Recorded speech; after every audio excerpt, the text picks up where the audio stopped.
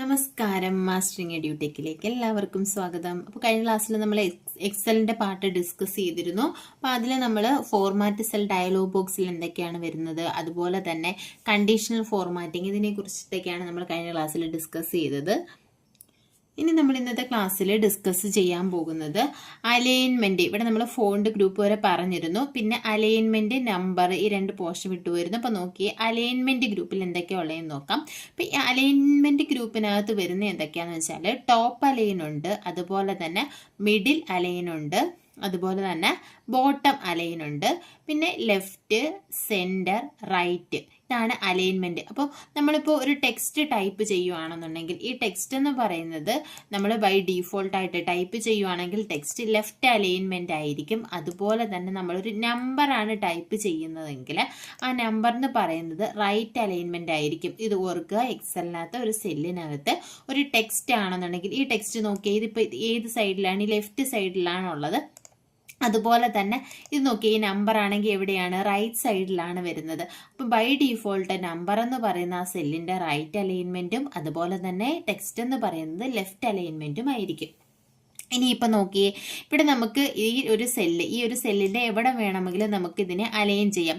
ഇത് ടോപ്പ് ആണെന്നുണ്ടെങ്കിൽ ഇതെവിടെ പോകും, മുകളിലേക്ക് പോകും. അതുപോലെ തന്നെ മിഡിലുണ്ട്, നടുക്ക് വരും. ബോട്ടം എന്ന് പറഞ്ഞാൽ താഴെ പോകും. അതുപോലെ തന്നെ ലെഫ്റ്റ് ഉണ്ട്, സെന്റർ ഉണ്ട്, റൈറ്റ് ഉണ്ട്.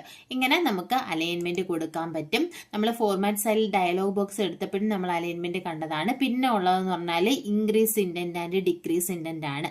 അപ്പം ഇതിനകത്ത് നോക്കി, ഇത് ഡിക്രീസ് ഇൻഡന്റ് ആണ്. ഡിക്രീസ് ഇൻഡന്റിന്റെ ഷോർട്ട് കട്ട് കീ എന്ന് പറയുന്നത് കൺട്രോൾ ആൾട്ട് ഷിഫ്റ്റ് ടാബ് ആണ്.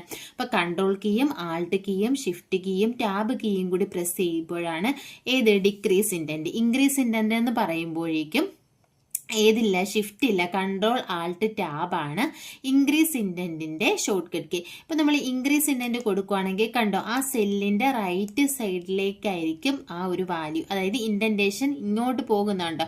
ഇൻക്രീസ് കൊടുത്തു കഴിയുമ്പോൾ റൈറ്റ് സൈഡിലേക്ക് പോകും. ഇനി നമ്മൾ ഡിക്രീസ് കൊടുത്തു കഴിഞ്ഞാൽ അത് ലെഫ്റ്റ് സൈഡിലേക്ക് വരും. നമ്മൾ വേർഡിനകത്തും ഇൻഡന്റേഷൻ പഠിച്ചിരുന്നു. ഇതൊരു സെല്ലിനകത്തുള്ള കാര്യമാണ് പറയുന്നത്. ഇനി നമ്മൾ പിന്നെ ഓറിയന്റേഷൻ കണ്ടു. ഓറിയന്റേഷൻ എത്ര ടൈപ്പ് ഉണ്ടെന്ന് ചോദിച്ചാൽ മെയിൻ ആയിട്ട് ഏതൊക്കെയാണ്, ആംഗിൾ ക്ലോക്ക് വൈസ് ഉണ്ട്, ഒരു minute, angle clock vice, angle counter clock vice, angle clock vice, vertical text, rotate text up, rotate text down, ഇത്രയുമാണ് ഓറിയന്റേഷൻ വരുന്നത്. മെയിൻ ആയിട്ടും angle counter clock vice, angle clock vice, vertical text, rotate text up, rotate text down. ഇത് ഓർത്തു വെക്കുക, ഏതൊക്കെ option ആണ് ഓറിയന്റേഷനിൽ വരുന്നത് എന്നുള്ളത്. Orientation format cell dialogue box എടുത്ത് നോക്കിയപ്പോൾ നമ്മൾ ഓറിയന്റേഷൻ പറഞ്ഞിരുന്നു ഇല്ലേ. ഇതിൽ ഡിഗ്രി കണക്കാണ് പറയുന്നത്. ഇവിടെ കൊടുക്കുന്നതിനനുസരിച്ച് കണ്ടോ, ഇവിടെ എന്ത് ചെയ്യും, ഡിഗ്രി ചേഞ്ചസ് വരും. 90 ഡിഗ്രി, അതുപോലെ തന്നെ 45 ഡിഗ്രി, 0 ഡിഗ്രി, -45 ഡിഗ്രി, അതുപോലെ തന്നെ -90 ഡിഗ്രി. ഇത്രയാണ് ഓറിയന്റേഷൻ വരുന്നത്. അപ്പോൾ ഇത് ഓർക്കേണ്ടത് ഡീഫോൾട്ടായിട്ട് ഏത് സൈഡിലായിരിക്കും ടെക്സ്റ്റ് വരുന്നത് എന്നുള്ളതാണ്. പിന്നുള്ളത് ഇവിടെ വരുന്ന അലൈൻമെന്റിൽ വരുന്ന റാപ്പ് ടെക്സ്റ്റ് എന്നാണ്.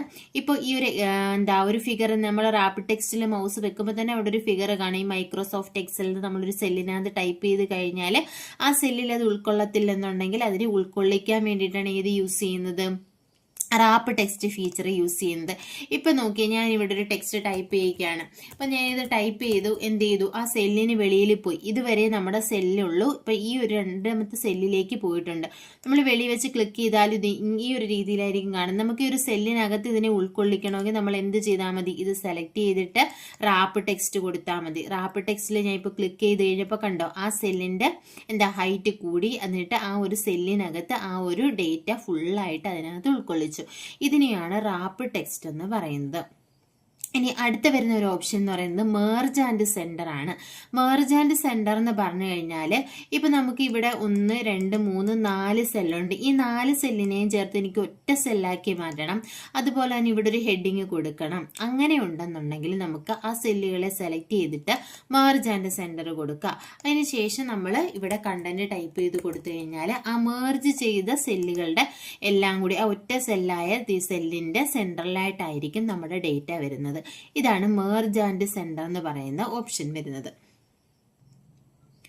ഇനി അടുത്ത വരുന്നതെന്ന് പറഞ്ഞാൽ നമ്പർ ഗ്രൂപ്പാണ്. നമ്പർ ഗ്രൂപ്പിനകത്ത് നമുക്ക് ഈ നമ്പറിനെ പല രീതിയിൽ ഫോർമാറ്റ് ചെയ്യാം. അതായത് ജനറൽ ഫോർമാറ്റിലാക്കാം, number, currency, accounting, short date, long date, time, percentage, fraction, scientific, text, ഇങ്ങനെ പല രീതിയിൽ നമുക്ക് നമ്പറിനെ കൊടുക്കാൻ പറ്റും. ഇപ്പം നോക്കി, ഞാൻ ഈ ഒരു സെല്ലിനകത്ത് ഒരു നമ്പർ ഞാൻ ടൈപ്പ് ചെയ്തിട്ടുണ്ട്.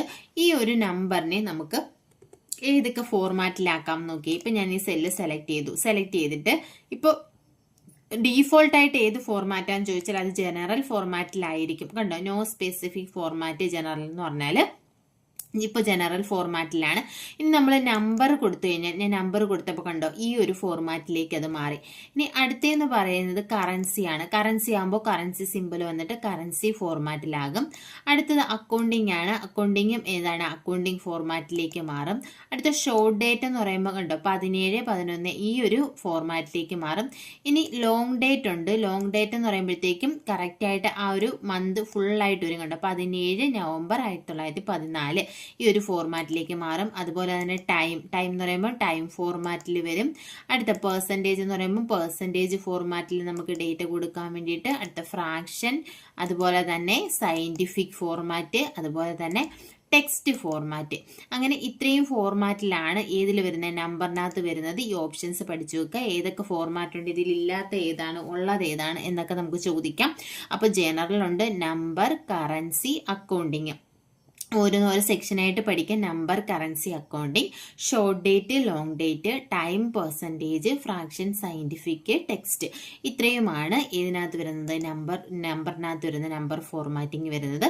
പിന്നെ കണ്ടീഷണൽ ഫോർമാറ്റിങ്ങിനെ പറ്റി കഴിഞ്ഞ ദിവസം നമ്മൾ ക്ലാസ്സിൽ ഡിസ്കസ് ചെയ്തു. അതുപോലെ തന്നെ സെൽസ് ഇൻസേർട്ട് ചെയ്യുന്നതും ഡിലീറ്റ് ചെയ്യുന്നതും ഫോർമാറ്റ് ചെയ്യുന്നതും പഠിച്ചു. പിന്നെ ലാസ്റ്റ് വരുന്നതെന്ന് പറഞ്ഞാൽ എഡിറ്റിംഗ് ആണ്. എഡിറ്റിങ്ങിനകത്ത് വരുമ്പോൾ അതിനകത്ത് ആദ്യമേ വരുന്നത് ഓട്ടോ സം ആണ്. ഓട്ടോ സം എന്ന് പറഞ്ഞാൽ എന്താണ്, ഓട്ടോ സം എന്ന് പറഞ്ഞാൽ നമുക്ക് ആഡ് ചെയ്യാൻ, ഓട്ടോമാറ്റിക്കലി സം കണ്ടുപിടിക്കാൻ വേണ്ടിയിട്ടാണ് ഏത് യൂസ് ചെയ്യുന്നത്, ഓട്ടോ സം ഓപ്ഷൻ യൂസ് ചെയ്യുന്നത്. ഇപ്പം ഞാൻ ഇവിടെ ഒരു നമ്പർ ഉണ്ട്, ഇവിടെ 54. അതുപോലെ തന്നെ ഇവിടെ അടുത്ത നമ്പർ കൊടുത്തു. ഇങ്ങനെ കൊടുത്തു കഴിഞ്ഞിട്ട് നമുക്ക് ഇതിനെ എന്ത് ചെയ്യാം, ഞാൻ ഈ രണ്ട് സെല്ലിനെയും സെലക്ട് ചെയ്തിട്ട് ഓട്ടോ സം ബട്ടണിൽ ക്ലിക്ക് ചെയ്ത് കഴിഞ്ഞാൽ തൊട്ടടുത്ത സെല്ലിൽ നമ്മൾ ഏതൊക്കെ സെല്ല് സെലക്ട് ചെയ്തോ അതിന്റെ സം ആയിരിക്കും കിട്ടുന്നത്, ഓട്ടോ സം. ഇപ്പോൾ 45, 54 കൂടെ ആഡ് ചെയ്ത് 54, 99 തൊട്ട് അടുത്ത സെല്ലിലായിരിക്കും കിട്ടുന്നത്. ഇനി ഈ ഓട്ടോ സം ബട്ടണിലെ ഓപ്ഷൻസിൽ ഏതൊക്കെ ഉണ്ടോയെന്ന് ചോദിച്ചാൽ സം ഉണ്ട്, ആവറേജ്, കൗണ്ട്, മാക്സ്, മിൻ, ഇത്രയും ഫങ്ഷൻസ്. ഫങ്ഷൻ എന്ന് പറഞ്ഞാൽ പ്രീ പ്രോഗ്രാംഡ് ഫോർമുലാസിനെയാണ് ഫങ്ഷൻ എന്ന് പറയുന്നത്. ഇപ്പോൾ ഒരു ഫോർമുല നമുക്കിപ്പോൾ ആഡ് ചെയ്യണമെങ്കിൽ നമുക്ക് ഫോർമുല എഴുതി കൊടുക്കാം. ഈക്വൽ 3, അതുപോലെ തന്നെ +3+5 ഇങ്ങനെ എഴുതി കൊടുത്തിട്ട് നമ്മൾ എൻ്റർ കൊടുക്കുമ്പോൾ എന്ത് വരും, ഇവിടെ റിസൾട്ട് വരും. ഇതെന്താണ്, ഇവിടെ ഇക്വേഷനാണ്. 3+5 എന്ന് പറയുന്ന ഒരു ഫോർമുലയാണ് കൊടുത്തിരിക്കുന്നത്. അതുപോലെ തന്നെ നമുക്ക് ഫംഗ്ഷൻ യൂസ് ചെയ്തിട്ടും എന്ത് ചെയ്യാം, ഈ ഇക്വേഷൻസിന്റെ ആൻസർ കണ്ടുപിടിക്കാൻ പറ്റും. അപ്പോൾ ഓട്ടോ സം എന്ന് പറയുന്ന ഒരു ഫംഗ്ഷനാണ്. ഓട്ടോ സം ബട്ടണിനകത്ത് ചില ഫംഗ്ഷൻസ് ഉണ്ട്. ഈ ഓട്ടോ സം ബട്ടണിൽ കാണുന്ന ഫംഗ്ഷൻസ് ഏതൊക്കെയാണെന്ന് ചോദിച്ചാൽ സം, ആവറേജ്, കൗണ്ട്, മാക്സ്, മിൻ, ഇത്രയുമാണ് ഓട്ടോ സം ബട്ടണിലുള്ള ഫംഗ്ഷൻസ്. ഇപ്പൊ നമ്മൾ ഓട്ടോ സം ബട്ടണിൽ സാധാ ക്ലിക്ക് ചെയ്യുവാണെങ്കിൽ സമ്മ് വരും. ഇനി ഞാൻ ഇത് ഇത്രയും സെലക്ട് ചെയ്തിട്ട് ഓട്ടോ സമ്മില് ആവറേജിൽ ക്ലിക്ക് ചെയ്ത് കഴിഞ്ഞാൽ എന്താ സംഭവിക്കുന്നത്, ഇത്രയും നമ്പേഴ്സിന്റെ സമ്മ് കണ്ടിട്ട് ഈ 1, 2, 3 നമ്പറിലുള്ള 3 വെച്ച് ഡിവൈഡ് ചെയ്യും. അപ്പൊ കിട്ടുന്ന ആൻസർ ആയിരിക്കും ഇവിടെ വരുന്നത്. ഇതാണ് ആവറേജ് എന്ന് പറയുന്നത്. ഇനി അടുത്ത നോക്കി, ഇനി നമുക്ക് അടുത്ത ഒരു ഫംഗ്ഷൻ എന്ന് പറയുന്നത് കൗണ്ട് ആണ്. കൗണ്ട് എന്ന് കൊടുത്തു കഴിയുമ്പോൾ കണ്ടോ എത്രയാ, കൗണ്ട് കൊടുത്തു കഴിഞ്ഞപ്പോൾ 4 വന്ന്. നമ്മൾ എത്ര റേഞ്ച് സെലക്ട് ചെയ്ത്, 1, 2, 3, 4. അപ്പോൾ ആ നമ്മൾ സെലക്ട് ചെയ്ത സെല്ലിലുള്ള എത്ര വാല്യൂസ് ഉണ്ട് അതായിരിക്കും ഇവിടെ കൗണ്ട് ചെയ്ത് വരുന്നത്. അടുത്തതെന്ന് പറഞ്ഞാൽ മാക്സ് ആണ്. മാക്സ് എന്ന് പറഞ്ഞാൽ നമ്മൾ സെലക്ട് ചെയ്തിട്ടുള്ള റേഞ്ചിലെ ഏറ്റവും മാക്സിമം നമ്പർ, അതായത് ഹയസ്റ്റ് നമ്പർ. ഇപ്പോൾ ഇവിടെ 54, 99 ഹയസ്റ്റ് നമ്പർ. ആ നമ്പറാണ് ഇവിടെ വന്നിരിക്കുന്നത്. ഇനി അതുപോലെ അതുപോലെ ഒരു ഫംഗ്ഷൻ കൂടിയുണ്ട് മിൻ എന്ന് പറയുന്ന ഫംഗ്ഷൻ. മിൻ എന്ന് പറയുമ്പോൾ എന്താ, മാക്സിന്റെ നേരെ ഓപ്പോസിറ്റ് എന്തായിരിക്കും, മിനിമം വാല്യൂ. ഇതിപ്പോൾ ഞാൻ ഇത്രയും സെലക്ട് ചെയ്തിട്ടുണ്ടെങ്കിൽ അതിന്റെ മിനിമം വാല്യൂ, അതായത് സ്മോളസ്റ്റ് വാല്യൂ കണ്ടുപിടിക്കും. അപ്പം ഇതിനകത്ത് മിൻ കൊടുത്തു കഴിഞ്ഞാൽ സ്മോളസ്റ്റ് വാല്യൂ ഏതാണ്, 4 ആണ്. അതാണ് ഇവിടെ ആൻസർ ആയിട്ട് വന്നിട്ടുള്ളത്. നമ്മൾ ഏത് ഫംഗ്ഷനെ യൂസ് ചെയ്തതെന്ന് കാണണമെങ്കിൽ നമുക്ക് എവിടെ നോക്കിയാൽ മതി, ഫോർമുല ബാറിൽ നോക്കിയാൽ മതി. കണ്ടോ, ഈക്വൽ മിൻ ഓഫ് A5 to F5, അതായത് A5 മുതൽ F5 വരെ ഉള്ളതിലെ മിനിമം വാല്യൂ ആണ് ഇവിടെ കണ്ടുപിടിച്ചിരിക്കുന്നത്.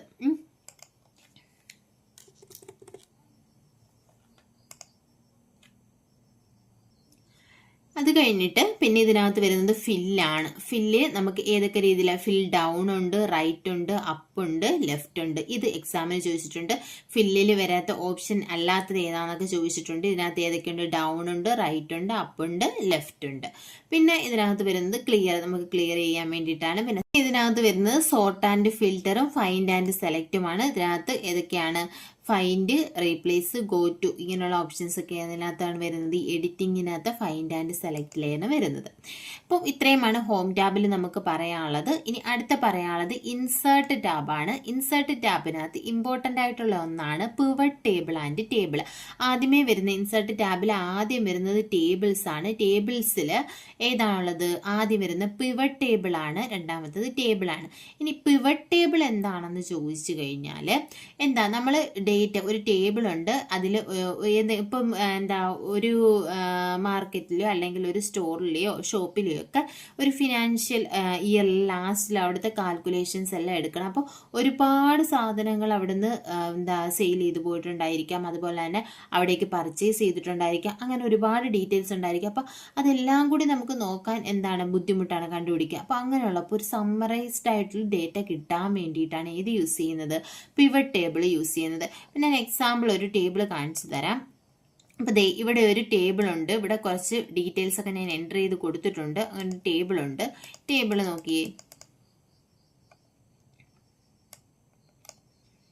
ഇതിനകത്ത് എന്തൊക്കെയുണ്ട്, പ്രോഡക്റ്റ് ഉണ്ട്, കാറ്റഗറി ഉണ്ട്, കൺട്രി ഉണ്ട്, അതുപോലെ തന്നെ അവിടുത്തെ ജനുവരി, ഫെബ്രുവരി, മാർച്ച് ഓരോ മാസങ്ങളിലെയും എന്താണ് ആ ഒരു പ്രോഡക്റ്റിൻ്റെയും കാറ്റഗറിയുടെയും അല്ലെങ്കിൽ അതിൻ്റെ വാല്യൂസ് കൊടുത്തിട്ടുണ്ട്. അപ്പം നമുക്ക് പിവറ്റ് ടേബിൾ നമ്മൾ എന്താ ചെയ്യുന്നത്, ഇപ്പോൾ ഇതൊരു വലിയ ടേബിൾ ആണെന്നുണ്ടെങ്കിൽ ഇതിലിപ്പം ഓരോ എന്താ കാറ്റഗറി, ഇവിടെ എന്തൊക്കെയാണ്, കോഫി, ആപ്പിൾ, ഓറഞ്ച്, ഗുവ, അങ്ങനെ ഓരോ എന്താണ് ഡ്രിങ്ക്സും അതുപോലെ തന്നെ ഫ്രൂട്ട്സും കൊടുത്തിട്ടുണ്ട്. കാറ്റഗറിയിൽ ഡ്രിങ്ക് ഉണ്ട്, ഫ്രൂട്ട് ഉണ്ട്. അപ്പം ഓരോ കൺട്രിയിലെ ഉണ്ട്, അതുപോലെ തന്നെ ജനുവരിയിലെ, ഫെബ്രുവരിയിലെ, മാർച്ചിലെ എല്ലാ പ്രൈസ് വാല്യൂസും ഉണ്ട്. ഇനിയിപ്പോൾ നമുക്ക് ഇതിൻ്റെ എനിക്കിപ്പം എന്താ ഡ്രിങ്ക്സിന് മൊത്തത്തിൽ ജനുവരിയിൽ എത്രയാണ് ടോട്ടൽ എമൗണ്ട് വരുന്നത്, അല്ലെങ്കിൽ ഫ്രൂട്ട്സിന് മാത്രമായിട്ട് ടോട്ടൽ എമൗണ്ട് എത്രയാണ് വരുന്നത്, ഇങ്ങനെയൊക്കെ അറിയണമെന്നുണ്ടെങ്കിൽ നമുക്ക് എന്ത് യൂസ് ചെയ്യാം, ഒരു വലിയ ടേബിൾ ആണെങ്കിൽ നമുക്ക് കണ്ടുപിടിക്കാൻ പാടാം. അപ്പം നമുക്ക് എന്ത് യൂസ് ചെയ്യാം, പിവറ്റ് ടേബിൾ യൂസ് ചെയ്യാം. എങ്ങനെയാണ് പിവറ്റ് ടേബിൾ കൊണ്ടുവരുന്നതെന്ന് ചോദിച്ചാൽ ഇൻസേർട്ട് ടാബിനകത്ത് പിവറ്റ് ടേബിളിൽ ക്ലിക്ക് ചെയ്യുക. പിവറ്റ് ടേബിളിൽ ക്ലിക്ക് ചെയ്യുമ്പോൾ ഇതുപോലെ ഒരു ഡയലോഗ് ബോക്സ് വരും, ക്രിയേറ്റ് പിവറ്റ് ടേബിൾ. അപ്പോൾ ഇവിടെ ചോദിച്ചിരിക്കുന്നത് choose the data that you want to analyse. നമുക്ക് അനലൈസ് ചെയ്യേണ്ട ഡേറ്റ ചൂസ് ചെയ്യാനാണ്. Select a table or range. നമ്മൾ ഓൾറെഡി ആ ഒരു റേഞ്ച് സെലക്ട് ചെയ്തിട്ടുണ്ട്.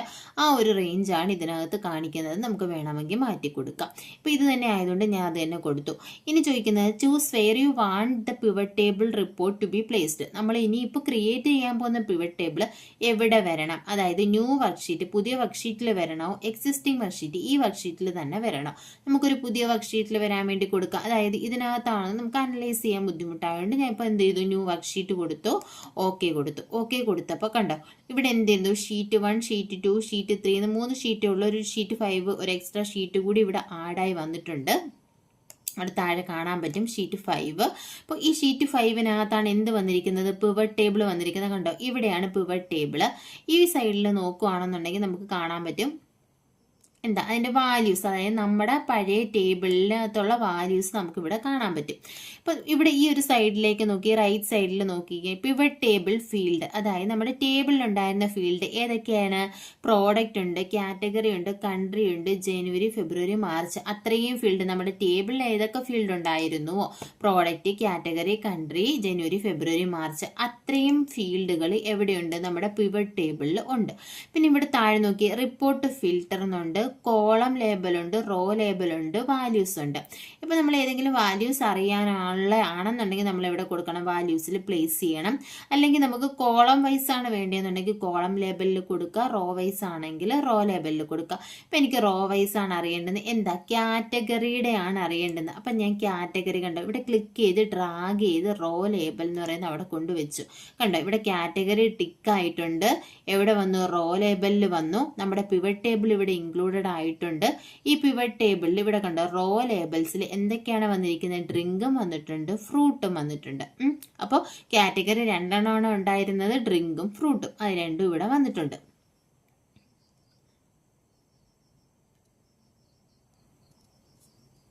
കൂടെ വലുതാക്കി ഞാൻ കാണിക്കാം. ഇപ്പം എന്ത് വന്നിട്ടുണ്ട്? കണ്ടോ റോ ലേബലിൽ ഡ്രിങ്കും ഉണ്ട്, ഫ്രൂട്ടും ഉണ്ട്.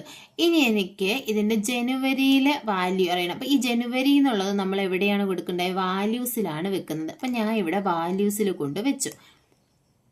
കാണാമോ? ഇവിടെ വാല്യൂസിൽ നമ്മൾ എന്ത് കൊണ്ടുവച്ചു? ജനുവരി എന്നുള്ളത് ഇവിടെ വാല്യൂസിൽ വെച്ചു. കണ്ടോ സം ഓഫ് ജനുവരി. അപ്പൊ ഇവിടെ കണ്ടോ സം ഓഫ് ജനുവരി എന്നുള്ളത് വന്നത്. എന്നിട്ട് ഇവിടെ ജനുവരിയിലുള്ള ഡ്രിങ്ക്സിന്റെ എല്ലാം കൂടി ആഡ് ചെയ്തു. ഇപ്പൊ നമ്മുടെ ഇവിടെ ജനുവരിയിലുള്ള ഡ്രിങ്കിന്റെ വാല്യൂസ് ഏതൊക്കെയാണ്? ഇവിടെ 78, അതുപോലെ തന്നെ 76, 98, 65.